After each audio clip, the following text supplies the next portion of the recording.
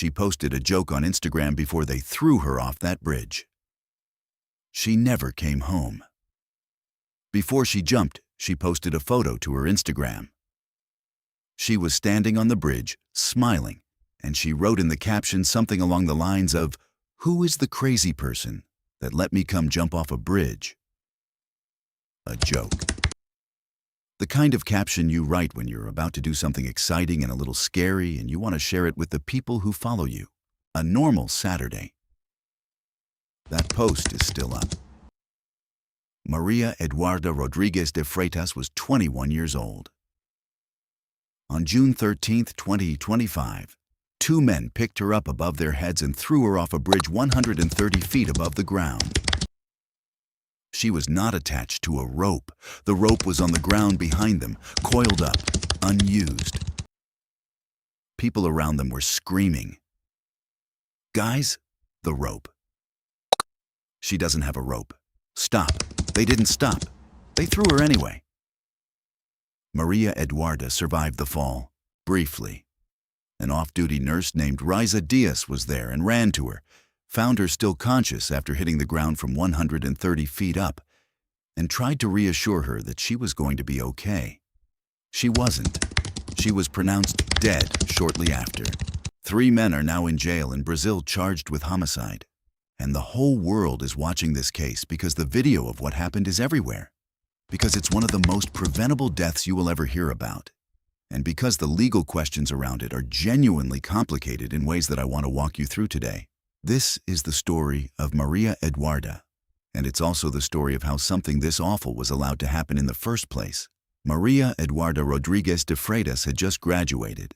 She had a degree in physical education and sports management. That tells you something about who she was. She wasn't just interested in fitness as a hobby. She had built a career around it. She worked as an instructor at a gym called Pano Bianco Academia in the metropolitan region of Sao Paulo. And, by all accounts, she was the kind of person who lights up a room. The gym put out a statement after she died, describing her as someone whose presence illuminated the environment and whose memory would remain forever in their hearts. They closed for a day in her honor. She had a fiancé. He reportedly became physically ill when he found out what happened to her. She was active on social media. She documented her life. She was 21 years old with a degree and a career and a relationship and plans. And she went out on a Saturday to try something exciting, an extreme sport she'd probably seen people do before, and she never came home. Her mother posted on Instagram after her death. She wrote about wanting to hug her daughter 1,000 times, about how much her departure hurts, about what an honor it was to be called mom for 21 years. I want you to hold on to that, because the rest of this story, the legal arguments, the questions about regulation and jurisdiction and charges, all of it exists in the context of a mother who lost her 21-year-old daughter on a Saturday afternoon on a bridge in Brazil. Keep that in mind as we go through the rest of this. Let's talk about what rope jumping actually is, because there's been a lot of confusion about this online, and the distinction between rope jumping and bungee jumping actually matters for the legal case. Bungee jumping is the one most people have seen or heard of. You jump from a height, you're attached to an elastic cord, and the cord stretches and then bounces you back up. That bouncing motion is the signature of bungee. In Brazil, bungee jumping has a registered safety protocol through something called the ABNT, the Brazilian Association of Technical Standards. There are strict requirements for equipment, for who can operate a bungee jump experience, for certification. Rope jumping is different. You're attached to a rope, not an elastic cord, and the fall converts into a horizontal pendulum swing rather than a vertical bounce. The experience is different, the equipment is different, and crucially, in Brazil, rope jumping does not have the same registered protocol that bungee jumping does. The regulatory framework is much less defined. The bridge where this happened is known as the Skeleton Bridge, Ponte do Esqueleto in Portuguese. It's an abandoned railway bridge in Limeira, a city about 90 miles north of Sao Paulo. It hasn't been in operation as a railway for about 30 years. And it has a history, a documented history, of accidents. A cyclist fell from this bridge and died in 2024. 2 other people were injured there in separate incidents before that. The city of Limera had reportedly been sending letters to the federal government, which is responsible for the bridge, asking for security inspections and for access to be controlled. Those requests were apparently ignored, and on the day Maria Eduarda died, there were reportedly 100 people expected to jump. 100 on an abandoned bridge with a history of fatalities, run by an operation that had no legal company, no authorization, no official certification to be there at all. The tickets for the experience cost somewhere between $25 and $32 US. Future dates were already scheduled at even higher prices. Let me walk you through what happened that day, because the sequence of events matters. The group running this was operating under what appeared to be informal brands called Entre Cordas and EOI. Both have since deactivated their social media accounts. They were not a legal company. They did not have authorization to operate at this bridge. According to the investigator on the case, they wouldn't have even been able to get authorization because of the bridge's history of accidents. Authorization would never have been granted for this location, but they were there anyway, and people were paying them to jump. Maria Eduarda arrived at the bridge on Saturday, June 13th. She wanted to jump in what's called an airplane pose or a Superman pose, where 2 instructors hold you up above their heads with your arms spread wide and launch you off the platform that way. It's a specific style of jump that other people had reportedly done that same day without incident. This is important. Other people had jumped before her. The operation had been running jumps that day, which means either the previous jumps were done correctly with everyone properly secured, or something else was going on. But there was no obvious reason for anyone on the platform to think anything was wrong before it happened. The 3 men charged are Luis Felipe Feliciano Egorov, 32 years old, described by reports as a civilian firefighter; Vitor de Freitas Goncalves, 27, identified as working as a tour operator; and Maicon Fernandez Cintra, 42, who works with a film post-production company. 2 of them are seen in the video holding Maria Eduarda above their heads. A 3rd man is visible watching. They carried her to the edge of the platform. They threw her off, and the rope that was supposed to be attached to her was lying on the ground behind them, coiled up, unused. People around them were already screaming before she even left their hands. At least one witness said they were shouting about the rope, trying to warn the instructors. There is apparently audio in the video of people screaming that she doesn't have a rope. The instructors, according to one account given to police, said they didn't hear the screaming because they are accustomed to people shouting and cheering during jumps and had learned to block it out to stay focused. They threw her off the bridge. She fell 130 feet. Raiza Diaz, the nurse who was there, ran to her and found her alive, still conscious. She tried to keep Maria Eduarda calm, told her help was coming. Maria Eduarda died shortly after. 2 of the 3 instructors ran, fled into a wooded area near the bridge. They were found by helicopter. One of them had changed his clothes. A 3rd was arrested separately. All 3 were caught in what Brazilian law calls flagrante, which means in the act, essentially, of fleeing. When investigators questioned them, both instructors who had been on the platform admitted that Maria Eduarda was not attached to any safety equipment. What they couldn't explain, or claimed not to remember, was whose responsibility it had been to attach her. None of them could say who was supposed to do the safety check. None of them could explain why it wasn't done. They couldn't remember. Now let's get into the legal piece, because this is where it gets complicated in ways that the coverage hasn't fully explained, and I think it matters. The 3 men have been charged with homicide with eventual intent under Brazilian law. That phrase, eventual intent, is the key to understanding this whole case. It doesn't mean they intended to kill Maria Eduarda. Nobody seriously believes these men wanted her to die. But under this legal concept, you don't have to intend the death itself. You have to have engaged in conduct that you knew carried a fatal risk, and proceeded anyway, accepting that someone might die as a consequence. In other words, the argument isn't that they planned to kill her. The argument is that they were operating an unlicensed extreme sport activity on an unauthorized bridge with a history of fatalities, without proper safety protocols, without a legal company, and that they threw a person off a bridge without checking whether she was secured. They knew the risk. They proceeded anyway. And someone died. That's the theory. Whether it holds up is a different question entirely, and I want to explain why this is genuinely not a slam dunk. A Brazilian criminal defense attorney broke this down in terms that I think are really useful. In Brazilian criminal law, there's a distinction between two mental states that matter here. One is where you know there's a risk and you don't care if someone dies because of it. The other is where you know there's a risk, but you genuinely believe, in your own mind, that it's not going to happen, that you're doing your best to prevent it, that you hope it won't happen. The difference matters enormously for how the case gets charged and what the potential sentences look like. If the prosecution successfully argues eventual intent, which is roughly equivalent to what in the U.S. might be called depraved indifference or second-degree murder in some states, the men could face 6 to 20 years in prison. But if the court decides this is better characterized as a negligence case, an accident caused by recklessness rather than a form of homicide, the picture changes completely. Under that framing, the charge would carry a sentence of 1 to 3 years, and the defendants potentially wouldn't even go to prison.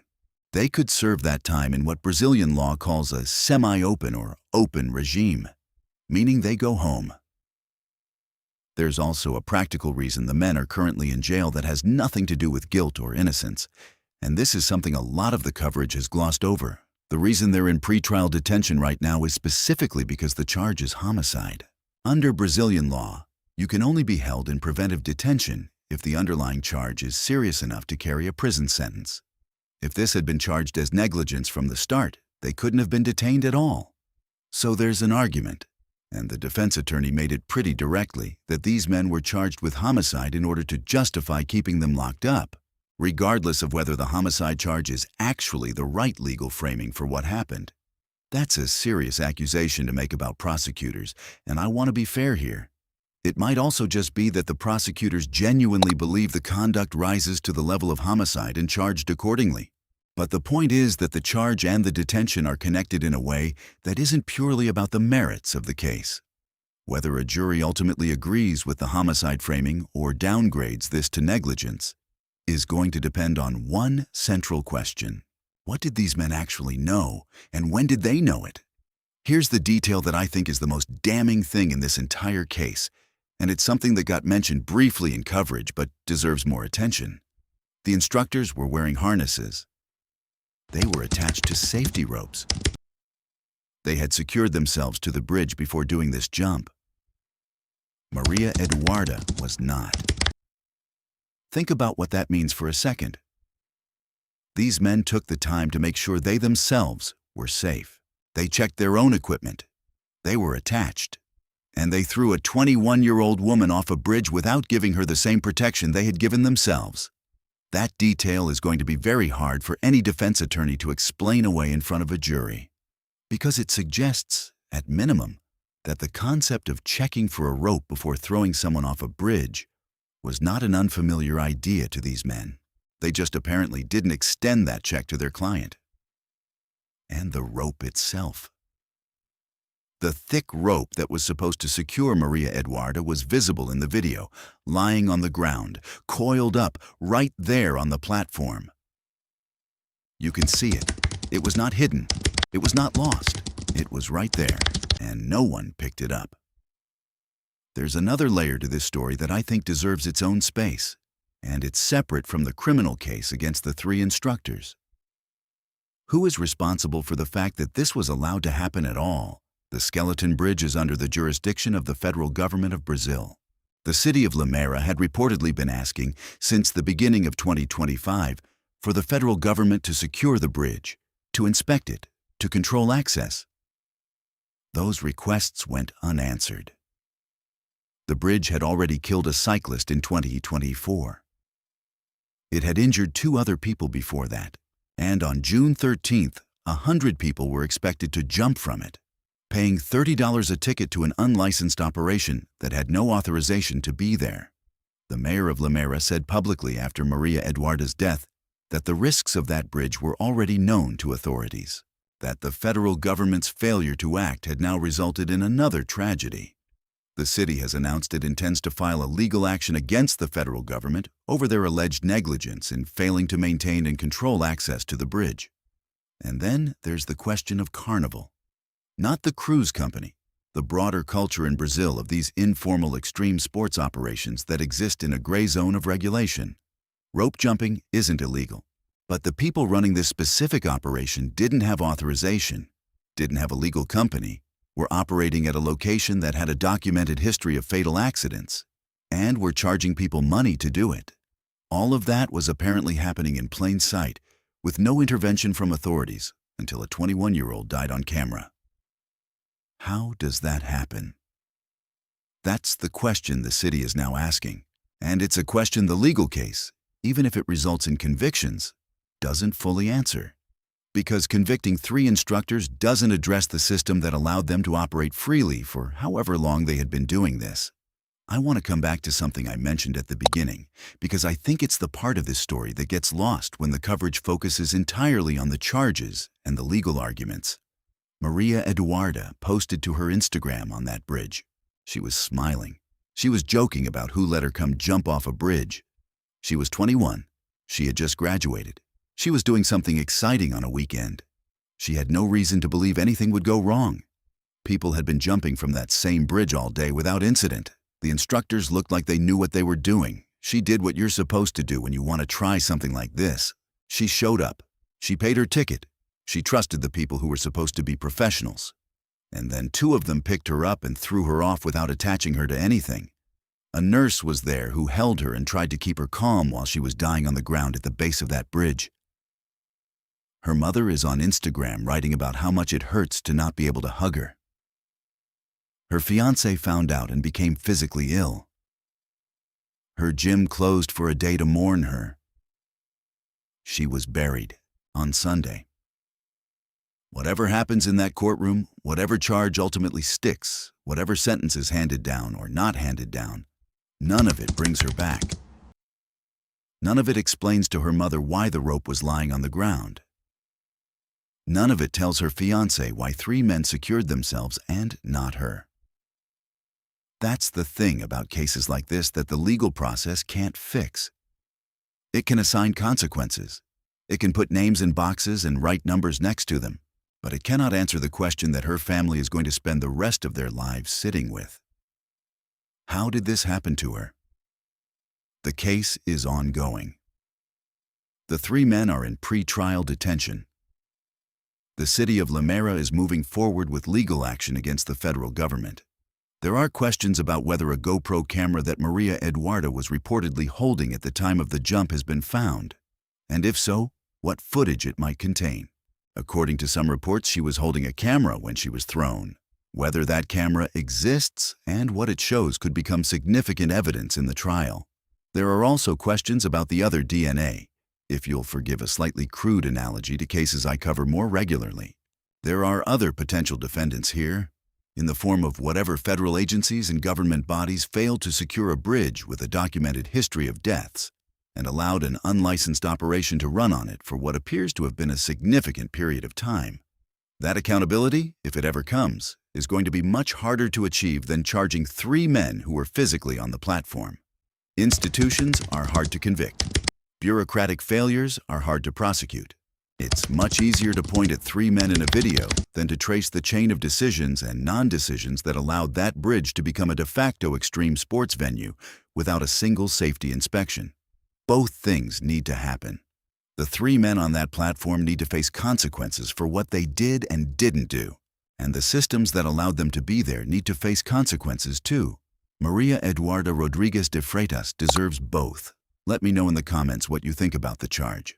Homicide with eventual intent, or negligence that should have been handled differently, and whether you think the federal government has any real accountability here, or whether in cases like this, the people physically present at the moment always end up carrying all of the weight. If you're new here, subscribe. We cover cases from around the world. And we try to actually think through the hard questions instead of just summarizing what happened. See you in the next one.